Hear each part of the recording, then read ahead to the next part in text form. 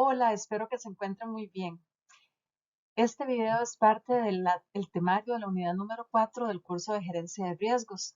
Mi nombre es Erika Sequeira Rojas y hoy les quiero hablar sobre la organización y las estrategias para el seguimiento y control en la gestión de riesgos.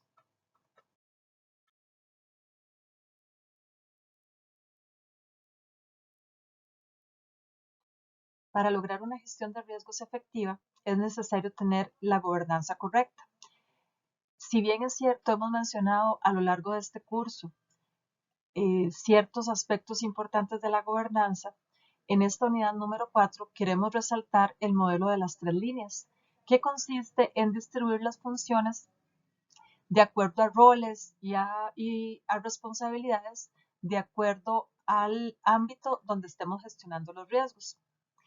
Y se llama así modelo de las tres líneas porque está formado por tres grupos de roles o funciones. En el primer aspecto, en el primer grupo, tenemos los roles de la primera línea, que ustedes pueden ver ahí en la filmina que está debajo de la cajita que dice dirección, y las personas que trabajan en esta línea dirigen y orientan las acciones y la aplicación de recursos para lograr los objetivos de la organización. Son los que ponen a funcionar, ¿verdad? O gestan toda la implementación de productos o servicios, ¿verdad? Y están son la primera cara del cliente. Son los responsables de los riesgos, en primer lugar. Deben mantener un diálogo continuo con la alta dirección, ¿verdad? Entonces ustedes pueden ver aquí dirección, incluyendo, digamos, dependiendo de cada organización, pero normalmente es la alta gerencia, quien a su vez, como lo pueden ver también en la filmina, tiene que mantener informado al órgano de gobierno, ya sea la junta directiva o los accionistas. Normalmente sí tenemos una junta directiva. Puede cambiar si es una organización sin fines de lucro, pero como ustedes pueden ver ahí, cada una de estas funciones de la primera línea está ampliamente dividida, separada. Por ejemplo, en lo que respecta al órgano de gobierno, todas las otras partes tienen que darle rendición de cuentas y ellos a su vez tienen que dar rendición de cuentas a los diferentes grupos de interés. Por ejemplo, si es una junta directiva, sí o sí tienen que rendirle cuentas a los accionistas, pero también a sus clientes en múltiples aspectos y de múltiples formas. Pero en el caso de la dirección, lo más importante es poder garantizar que se cuentan con los recursos suficientes para lograr esta gestión de riesgos. Y la primera línea tiene que estar atenta a todo el proceso que hemos visto a lo largo de este curso, que es la evaluación de los riesgos. Y en el caso de que tengamos riesgos fuera del apetito o no alineados al apetito de riesgos, pues son los encargados de implementar los planes de mitigación y lograr llevar esos riesgos descubiertos a niveles aceptables. Entonces, ese es el modelo de la primera línea, ¿verdad? Que les hemos hablado.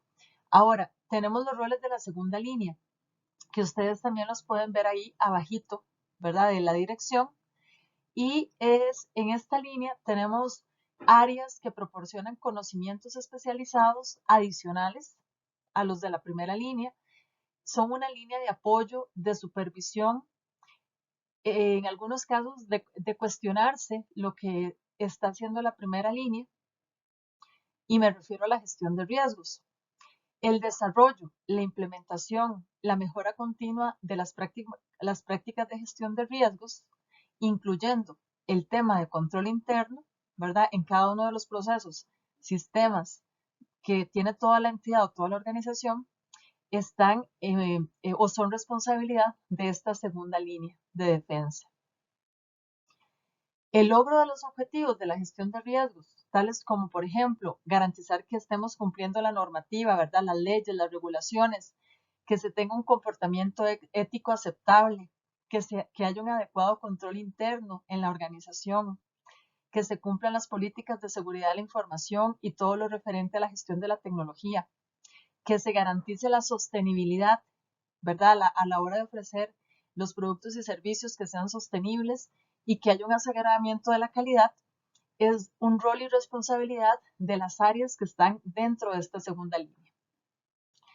También en esta segunda línea hay mucho análisis, ¿verdad? Se generan muchos informes que miden qué tan adecuado es el sistema de gestión de riesgos, qué tan eficaz es esa gestión, qué tan eficiente es el control interno, qué controles deberíamos mejorar o eliminar.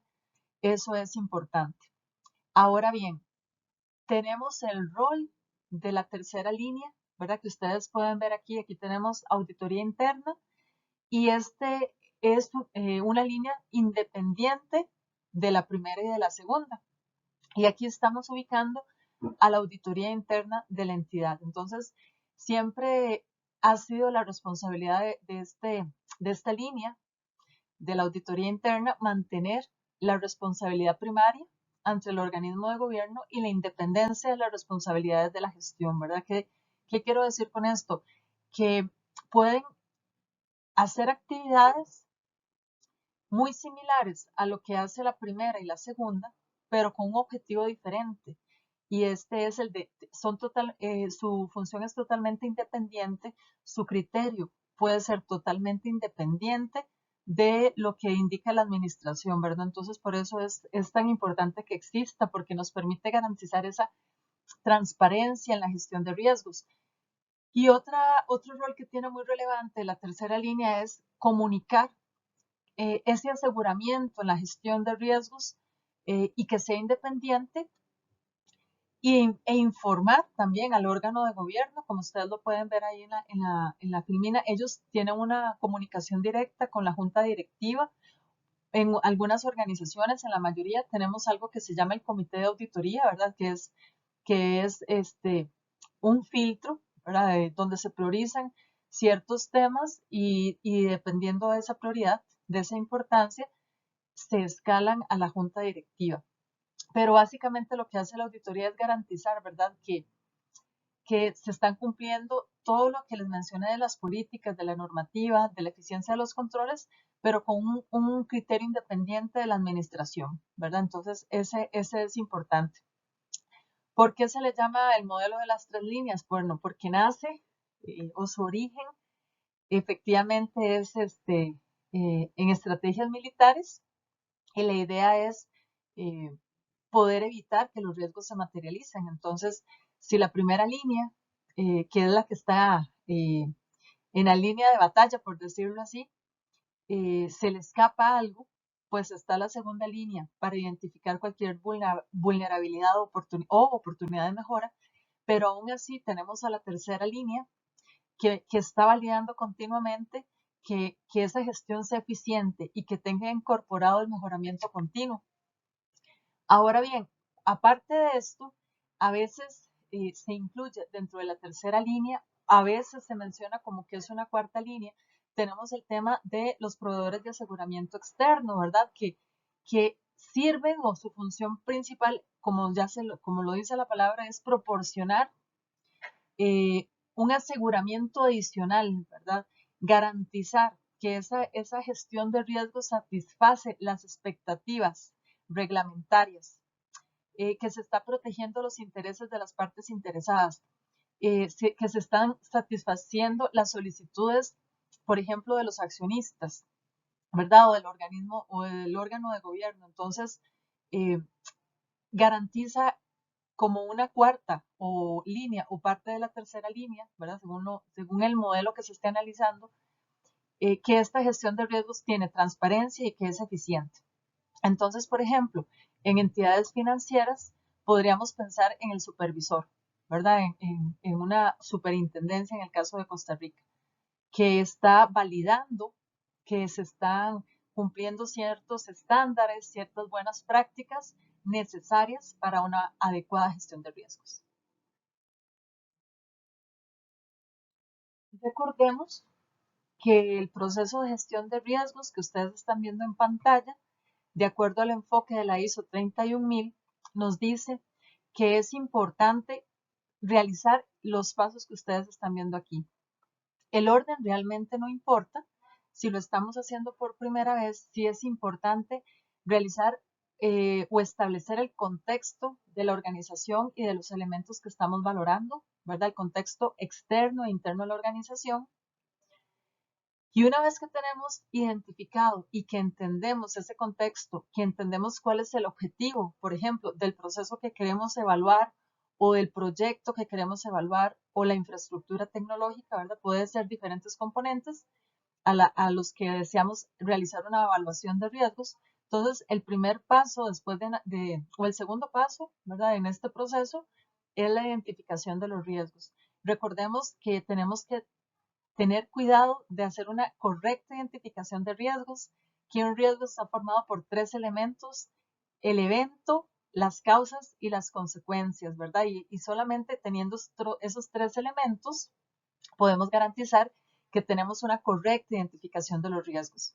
Pero una vez que tenemos esa identificación, el siguiente paso es realizar un análisis del nivel de riesgos y recordemos que ahí, para esto, necesitamos tener una escala de tolerancias donde tenemos identificado valores para la probabilidad de que ese riesgo se materialice y tenemos identificados valores para el impacto, ya sean valores cualitativos, ¿verdad? Características que no se puedan medir o que podamos tener métricas, o sea, una escala cuantitativa.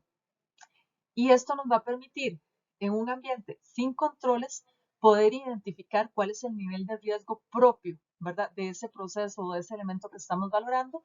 Recordemos que a eso le llamamos riesgo inherente.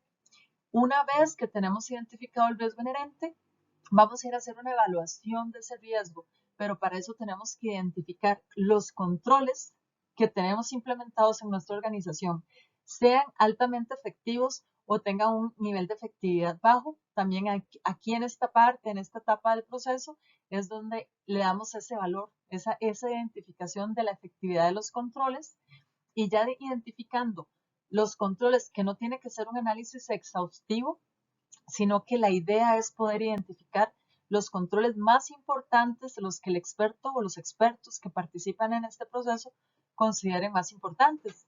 Y una vez que hemos identificado los más importantes, volvemos a hacer una valoración de cuál es esa probabilidad de que el riesgo se materialice ya con esos controles implementados, y si se llega a materializar, cuál podría ser el impacto si ese riesgo se llega a materializar, siempre utilizando nuestra escala de tolerancias definida por la organización. Cuando definimos la escala de tolerancia, también tenemos que definir cuál es el apetito al riesgo de la organización, ¿verdad? Para poder hacer una comparación. Y entonces, en esta etapa de la evaluación del riesgo, vamos a identificar ese resultado con nuestro apetito por el riesgo. Y si ese valor, ese nivel de riesgo residual, ¿verdad? Que así le conocemos una vez que hemos hecho esta valoración, después de identificar controles, riesgo residual, si ese nivel de riesgo residual sobrepasa el nivel de riesgo aceptable, tenemos que darle un tratamiento, que es la siguiente actividad. Tenemos que gestionar que esos riesgos puedan tener niveles aceptables. Y para esto tenemos 6 formas de tratar un riesgo, eh, que también lo hemos visto, ¿verdad? Lo vimos en unidades anteriores. Y lo más importante aquí es que a ese proceso de poder identificar nuevos controles les llamamos planes de mitigación, de los cuales voy a hablar más adelante, voy a profundizar más adelante en esta unidad. Y otra parte muy importante que es paralela a este proceso de identificación de riesgos, pero no es que sea menos importante, ¿verdad? Todos son necesarios para tener una gestión de riesgos efectiva, es que una vez que tengo esta valoración, tengo que darle un monitoreo continuo, ¿verdad? A esos riesgos.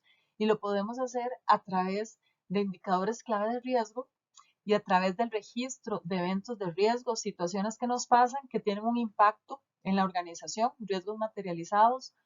Y esto nos permite identificar si esos niveles de riesgo residuales aumentan, se mantienen o disminuyen. Y la otra parte del proceso que es fundamental es la comunicación a los grupos de interés. Es decir, que estos resultados no se quedan ahí guardados. Estos resultados tenemos que comunicarlos. ¿A quiénes?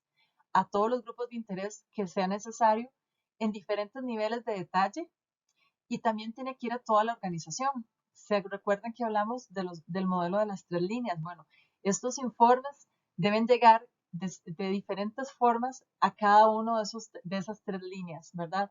A los de la primera línea, a los de la segunda, que normalmente son las áreas que gestionan estos informes, y también a la auditoría interna, por ejemplo.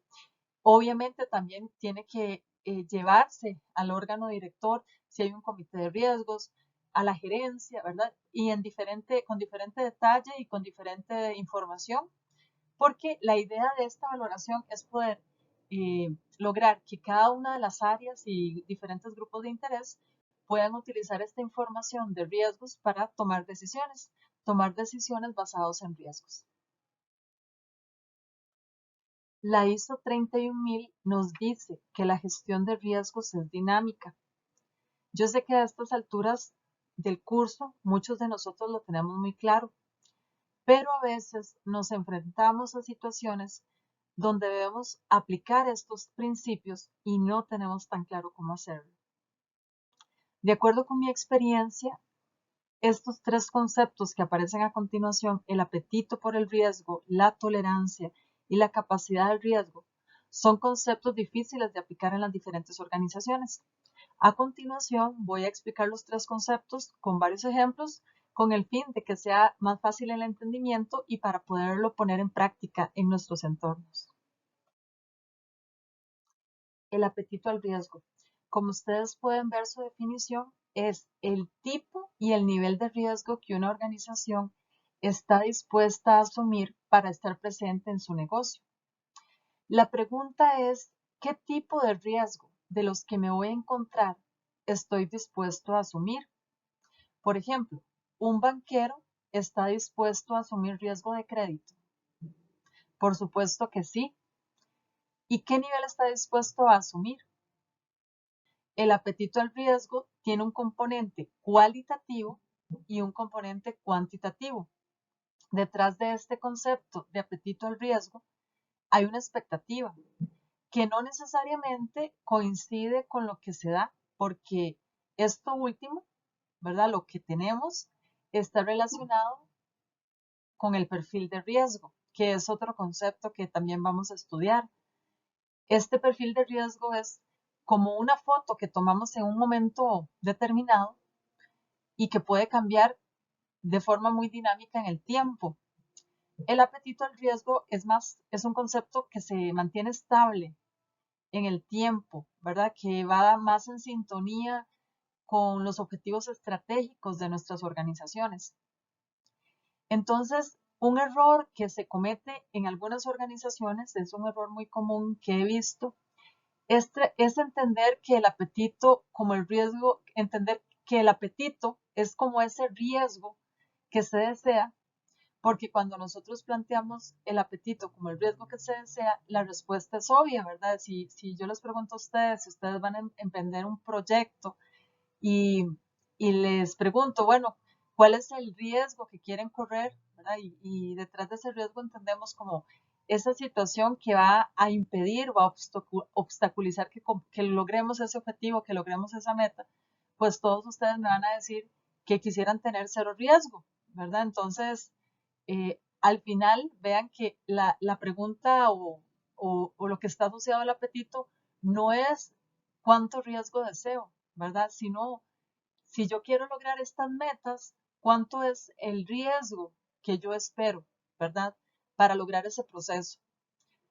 Entonces, de esta forma, cuando uno se reúne con los miembros de junta directiva, que son los que establecen este número o este valor, este apetito al riesgo, que, como les digo, tiene componentes cualitativos y cuantitativos, es decir, cada una de las entidades o organizaciones debe tener definido este apetito, como decir, bueno, es un apetito bajo, es un apetito alto, moderado, conservador.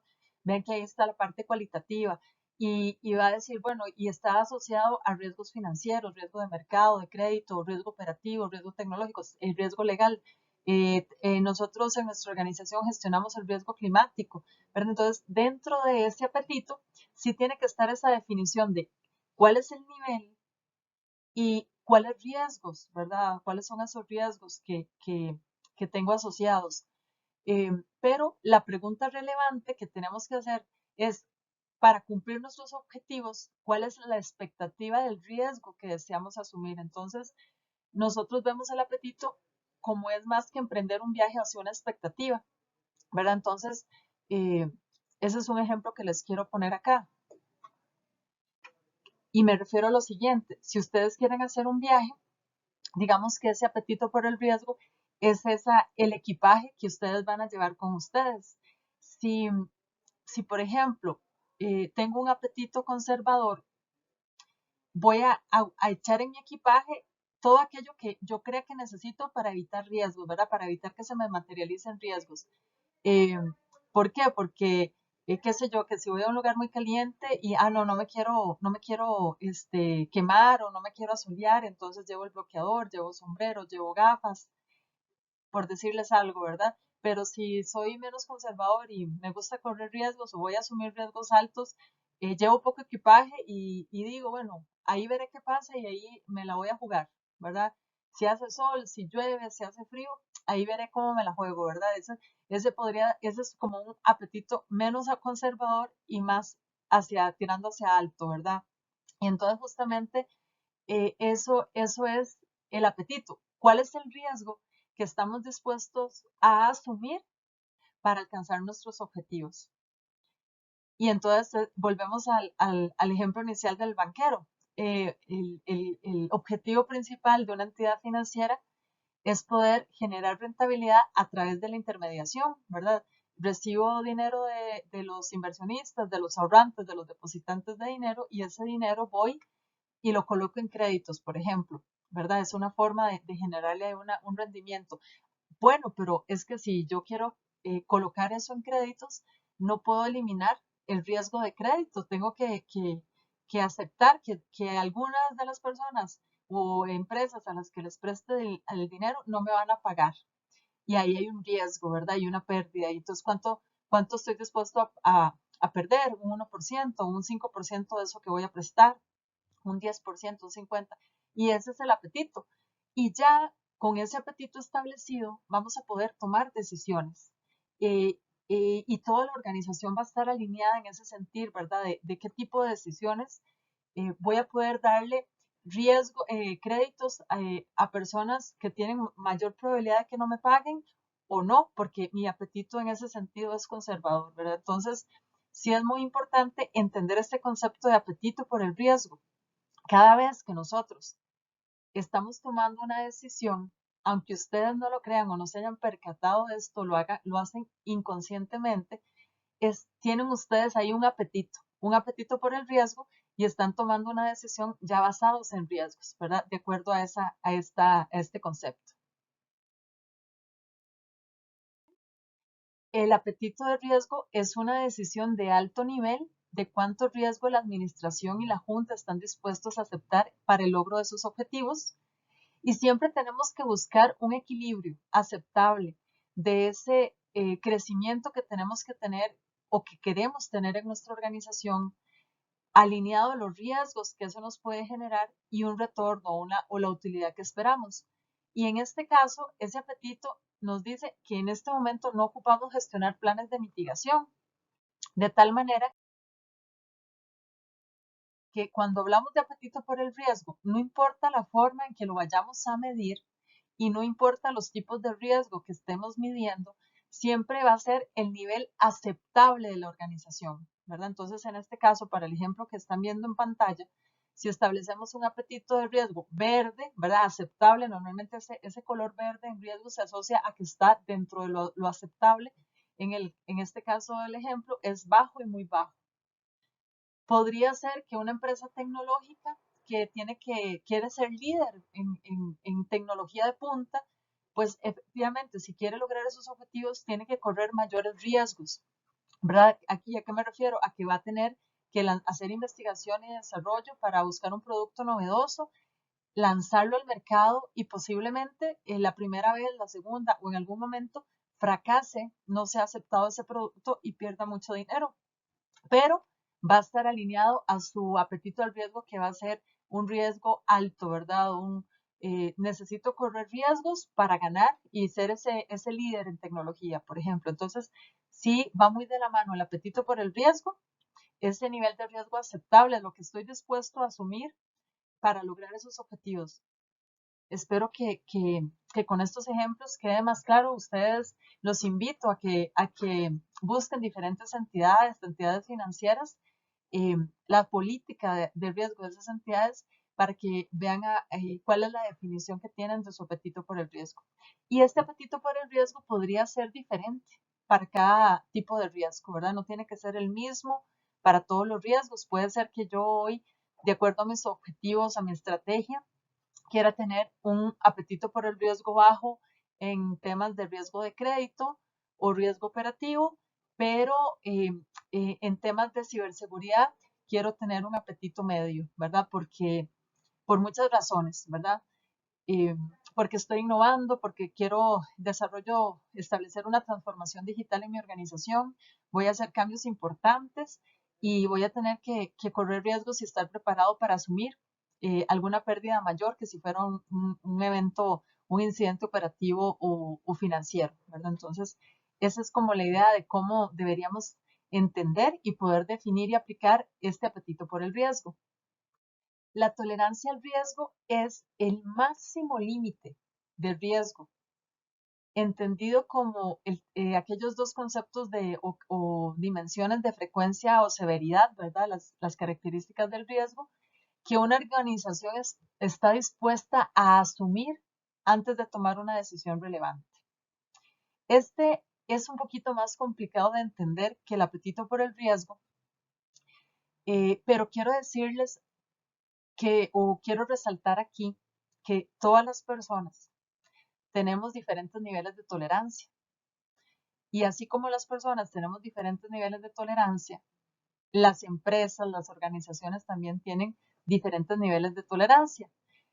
Este concepto es muy propio de cada organización porque las culturas son diferentes, ¿verdad? No podemos asumir la tolerancia de la competencia o la tolerancia de mi vecino, no, porque eso es muy propio de cada quien.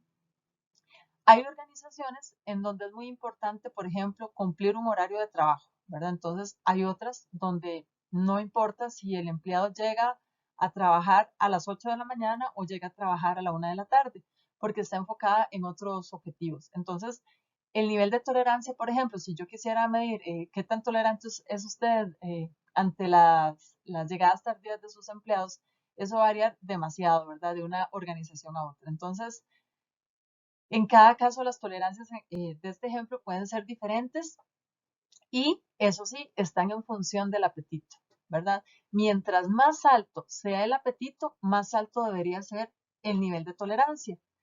Y este nivel de tolerancia puede estar influenciado por requisitos legales o reglamentarios. ¿A qué me refiero? Aunque quisiéramos tener un mayor nivel de tolerancia, puede ser que haya alguna normativa, algún reglamento que dice no, y ese es el máximo, ¿verdad? La máxima pérdida financiera, por ejemplo, que usted puede tener para ese riesgo, ¿verdad? De acuerdo a su patrimonio, de acuerdo a su capital. Entonces, aunque yo quisiera tener mayor tolerancia, no lo puedo hacer por temas reglamentarios. Eso también puede suceder. Y un aspecto muy importante con respecto a la tolerancia es que siempre hay una decisión importante que hay que tomar al haber llegado a ese límite máximo. Por ejemplo, tenemos los árbitros de fútbol, ¿verdad? Hay árbitros que a la primera falta ya le sacan una tarjeta roja. Hay otros árbitros que dejan jugar, ¿verdad? Que dejan pasar muchas jugadas rudas eh, y no sacan una tarjeta amarilla, ¿verdad? Entonces, a eso me refiero, ¿verdad? Después de que se llega a ese límite de tolerancia, y para que ustedes lo entiendan de los árbitros, entonces para algunos árbitros que jueguen, que se golpeen y todo, no sacan ni una sola tarjeta amarilla.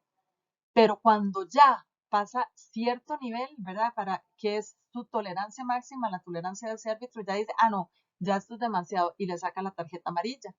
Hay otros árbitros que no aguantan nada, como les digo, y a la primera jugada ruda, tarjeta roja, ¿verdad? Entonces, lo que hablábamos, esto es muy propio, pero en el momento en que ya llegamos a ese máximo de tolerancia, pasa algo, hay que tomar una decisión. En este caso es el de la tarjeta amarilla, el de la tarjeta roja, etcétera. Igual pasa en las organizaciones. Se toma una medida cuando se llega a cierto nivel de desviación de pérdida, ¿verdad? Porque esta tolerancia se mide a través de pérdidas patrimoniales o de métricas indirectas que al final lo que miden es de una forma indirecta una pérdida patrimonial. Cuando llegamos a ese límite, entonces tomamos una decisión. Si pasa algo que nos hace llegar a ese límite de tolerancia y no tomamos una decisión en nuestra organización, significa que ese no es el límite máximo, ¿verdad? Significa que lo definimos mal, que todavía podríamos tolerar más. Eso es muy importante de entender que cada umbral, porque es una escala de tolerancia, no es que de inmediato paso de verde a rojo, ya lo vamos a ver, pero hay un umbral y cuando ya llego a ese umbral, tengo que tomar una decisión. Esto es lo más importante cuando definimos la tolerancia al riesgo en nuestras organizaciones. En resumen, la tolerancia al riesgo es la disponibilidad de la organización para soportar el riesgo después de su tratamiento con el objetivo de cumplir los objetivos corporativos. Tiene que medirse en las mismas unidades de los objetivos a los que está relacionado. Tiene que estar alineada con la relevancia de sus objetivos. Y la tolerancia al riesgo se alinea también con el apetito por el riesgo de la organización. Puede cambiar en el tiempo de acuerdo a los cambios en el contexto, ¿verdad? No es algo fijo. También es dinámico. Lo podemos ir puliendo y perfeccionando con el tiempo. Entonces, si tenemos el apetito de riesgo que decíamos, ¿verdad? Que ya les habíamos mencionado, que significa que ahí aceptamos esas pérdidas, ¿verdad? Donde definimos el apetito, ahí estamos aceptando, estamos a un nivel verde, controlado, de pérdida. Cuando hablamos de tolerancia, es que supera ese nivel de apetito por el riesgo. Pero claro, tengo una escala. Entonces, cada vez que yo cambio de umbral de tolerancia, tengo que tomar una decisión. Entonces, ahí ustedes, como pueden ver déjenme tomar un puntero, el puntero, aquí ven la tolerancia. Entonces, ya tiene que pasar algo un ejemplo, digamos, llevándolo al tema de pérdida financiera y decimos, bueno, se me puede materializar un incidente de riesgo operativo y la pérdida máxima, digamos, mi apetito es $100,000. $100,000 al año es lo que permite mi organización. Eso es lo normal. Ya más de eso hay que hacer algo, ¿verdad? Entonces, cuando se da un riesgo, se está analizando el riesgo y hay una mayor probabilidad, digamos, hay una probabilidad de que esa pérdida económica sea mayor a $100,000 al año, aquí entra eh, a trabajar la tolerancia. Es decir, bueno, ¿cuánto más podríamos perder si este riesgo se materializa? Pues podríamos perder $120,000, ¿verdad? Podríamos perder, porque estamos hablando de riesgos, incertidumbre.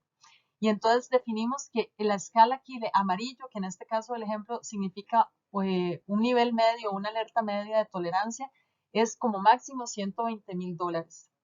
Y ahí tenemos que tomar una decisión. Por ejemplo, la entidad podría decir, bueno, si hay un riesgo que tiene una pérdida financiera mayor a mi apetito, en este caso $120,000, lo que voy a hacer es que ahí tengo que adquirir un seguro especial, ¿verdad? En caso de que el riesgo se materialice, por decir algo, que me ayude a hacer una recuperación de esa pérdida que va más allá de mi apetito, ¿verdad? Estamos hablando vea que ahí estamos tomando decisiones, ya situaciones que nos llevan a la acción.